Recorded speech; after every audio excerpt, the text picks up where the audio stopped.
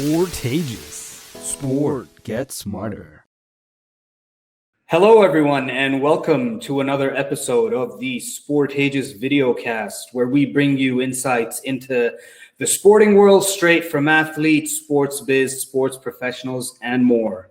On today's episode, our guest is a Dutch cricketer who has played cricket regularly in the Netherlands, Australia, and England. She once held the record for the highest score in a women's T20 international and has most recently been nominated for the ICC Women's Associate Cricketer of the Decade, all before turning 22. Sterre Kalis, welcome to the show.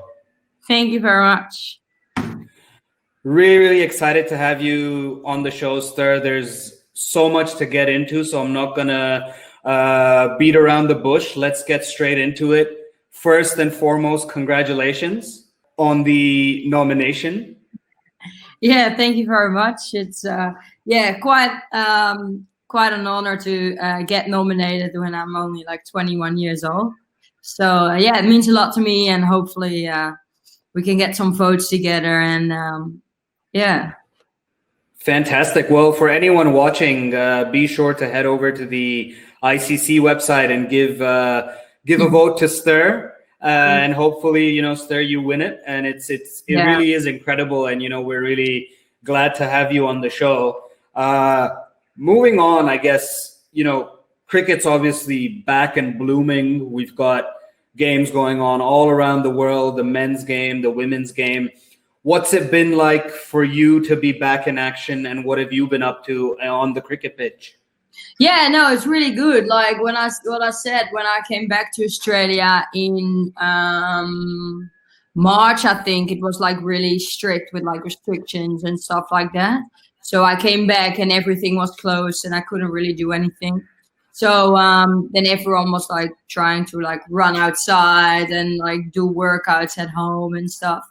And then when I got a phone call to come and play in England, I was like really excited to join that team, especially after such a long time of no cricket and stuff. It was really good to be back out there, and it was really cool to be like part of a professional environment and play alongside like really big players and really good coaches and stuff. So big shout out to everyone from the ECB who made that happen in like late, August, September, because like if you look at the English summer, it's not really easy to get games in that late in the year. So that's pretty cool, and it was really good to be back. Yeah, sure, absolutely. So what were you, who were you playing for in England, and could you tell me about the tournament? Yeah, so it was, so normally the competition is like 4 or 5 months, and now it was like shortened into 2 months. So I played for the Northern Diamonds, and you had like 2 competitions, and every competition there were 4 teams. So you played each other like twice. So 6 games, and then the winner from one pool played against the winner from the other pool.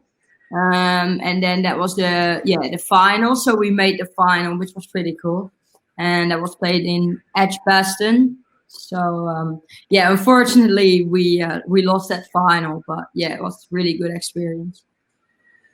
Yeah, right. And I'm particularly interested in, you were playing in this English professional cricket tournament.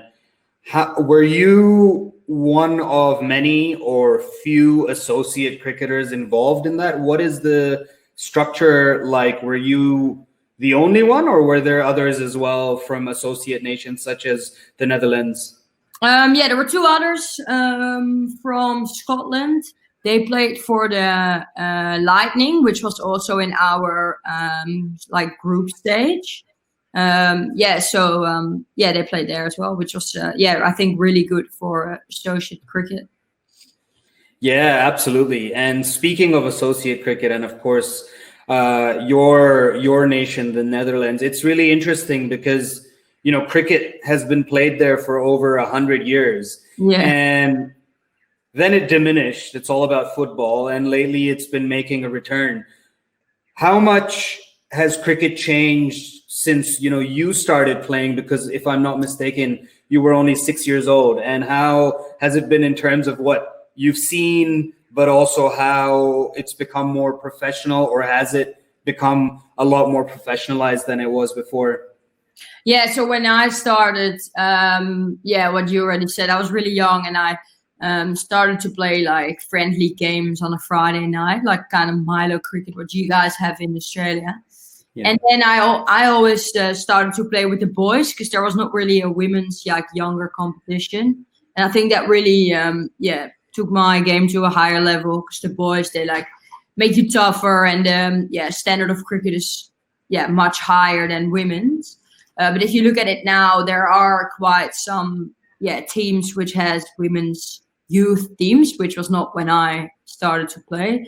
But I'm only 21, so I can't really talk about the real past, because for me that's only like 10 years ago. But so that has changed. And then after that, I went to play in England, like county cricket. And then when I finished high school, I went overseas to Australia to play there.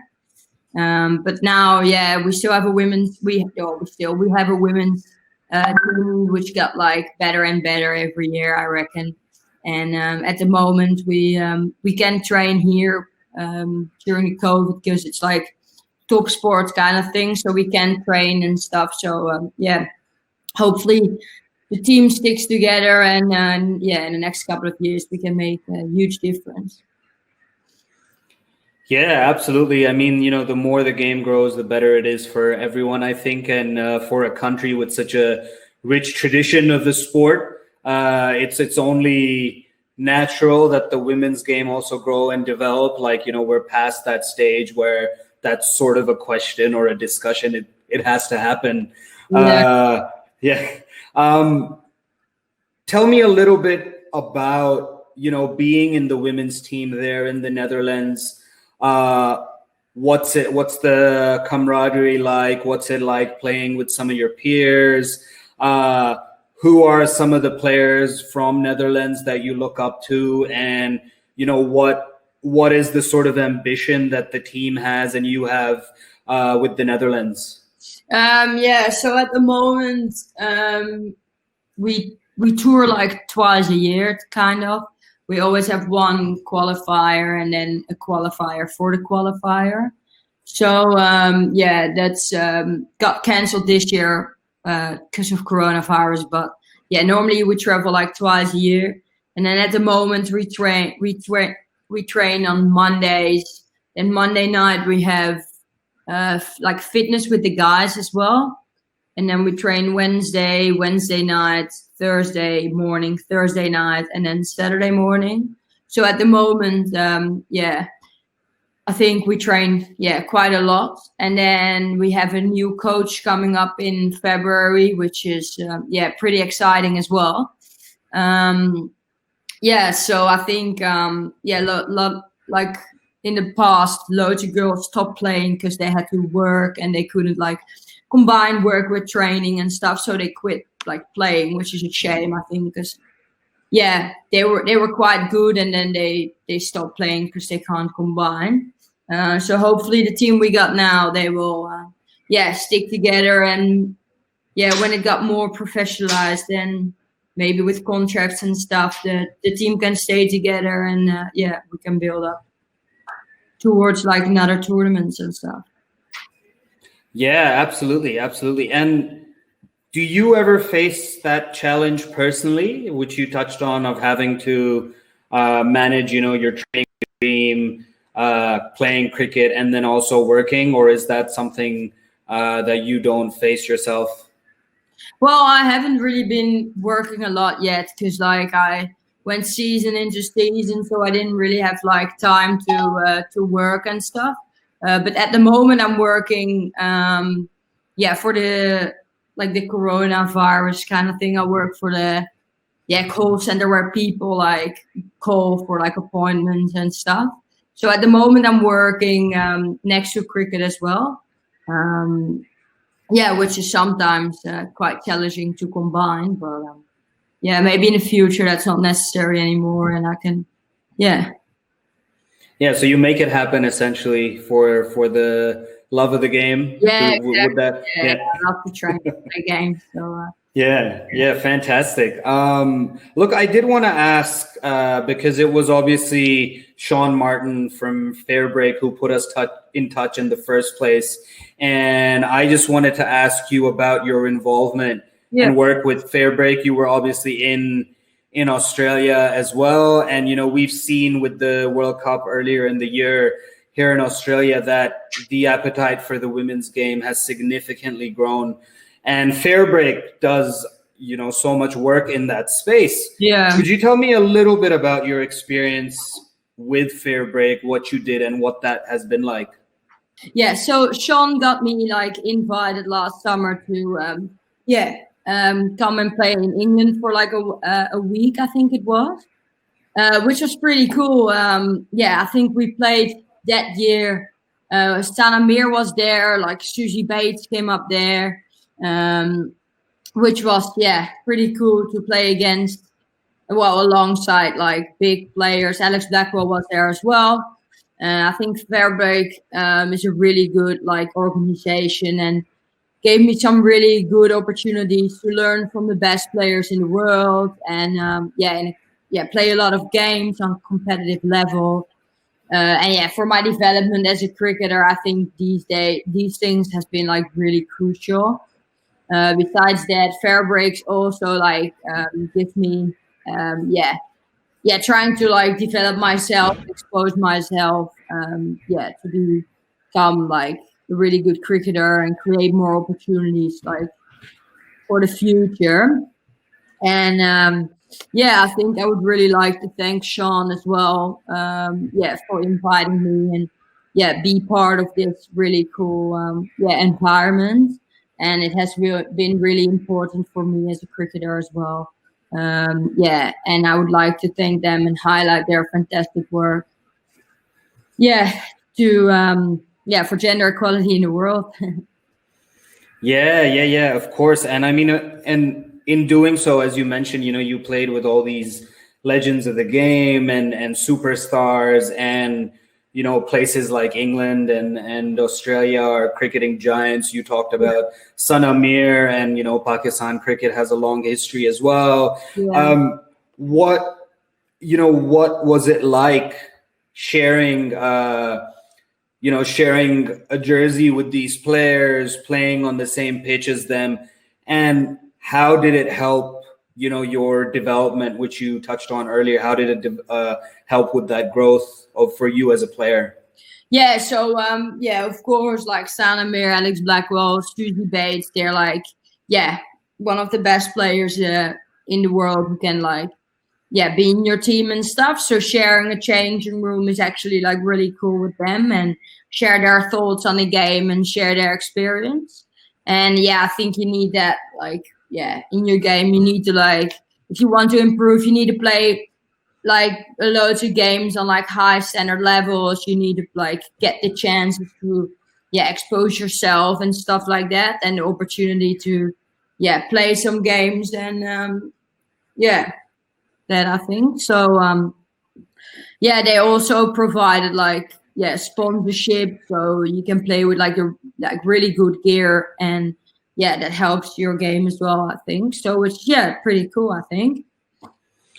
Yeah, and so you would then obviously recommend it to other players from associate cricketing nations to go out and seek that exposure and try to find those developmental opportunities? 100%. I think the FairBreak invites like the players. So I think if you get the chance, definitely join in, and I think it's really cool.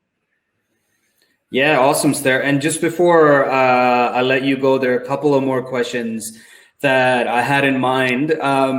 And this one's more so pertaining to obviously your career in particular. Like we said earlier on, you're only 21, already have a T20 International 100 and a long career ahead of you. So, we've talked about the development and you getting this exposure. What are some of the areas that you're working on within your cricketing game to develop and further hone in the future? Yeah, so every training I'm trying to like improve my overall skills. But then at the moment I'm trying to become a better fielder, and I'm working on my power hitting now. So those two things are the things I want to improve in the winter, and then see what see if it worked in the summer. Yeah, sure. So what, like, if I can ask, what goes into developing or further improving your power hitting? Like, what would that require of you? I think I've done it like a couple of times now already. If I worked on it quite a couple of times, and well, at the moment for example, you hit more bad balls than good balls. But then you're trying to like improve the amount of good balls, and like the amount of bad balls has to go like down. So that's what I'm doing at the moment. Just hit a lot of balls, and trying to make the most out of it, I think. Yeah, fantastic. And lastly, what can we look forward to in terms of your future? What do you have coming up? All things, of course, consider nothing is certain at the moment, but in spite of that, what do you sort of have coming up, and what are you working towards? Yeah, so I'm working on like trying to like be a professional cricket player, being in a position where my skills will be more important than the fact that I'm from an associate country, but also to be able to learn like in a cricket professional environment from like really good players around me, and try to ask them as many questions as possible, and trying to like improve my game as an overall cricket player, I think. Well, wish you all the best, Sterre, and really hope that thanks for coming on. And just for everyone watching or listening, wherever you're watching or listening, be sure to head over to the description, check out all of Sterre's social media links. They will be there. Go give her a follow, see what's happening in her world of cricket. Sterre, it's been an absolute pleasure having you on the show. Thanks for coming on. Yeah, thank you so much for having me.